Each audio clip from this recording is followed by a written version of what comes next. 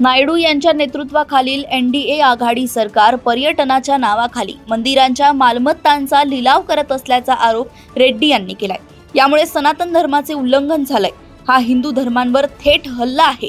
हा विषय केवळ जमिनीचा नाही तर जगभरातील भगवान वेंकटेश्वर स्वामी भक्तांच्या श्रद्धा, विश्वास आणि प्रतिष्ठेबद्दलचा आहे असं ते म्हणाले आहेत।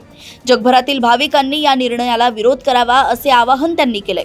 वायएसआर काँग्रेस नेते बी करुणाकर रेड्डी यांनी रविवारी मुख्यमंत्री एन चंद्राबाबू नायडू यांच्यावर तिरुमाला तिरुपती देवस्थानाची कोट्यवधीची मालमत्ता प्रतिष्ठित हॉटेलला देण्याचे षडयंत्र रचल्याचा आरोप केलाय। नायडू यांच्या नेतृत्वाखालील एनडीए आघाडी सरकार पर्यटनाच्या नावाखाली मंदिराच्या मालमत्तांचा लिलाव करत असल्याचा आरोप रेड्डी यांनी केलाय। यामुळे सनातन धर्मांचं उल्लंघन झालंय। हा हिंदू धर्मावर थेट हल्ला आहे। हा विषय केवळ जमिनीचा नाही तर जगभरातील भगवान वेंकटेश्वर स्वामी भक्तांच्या श्रद्धा, विश्वास आणि प्रतिष्ठेबद्दलचा आहे असं ते म्हणाले।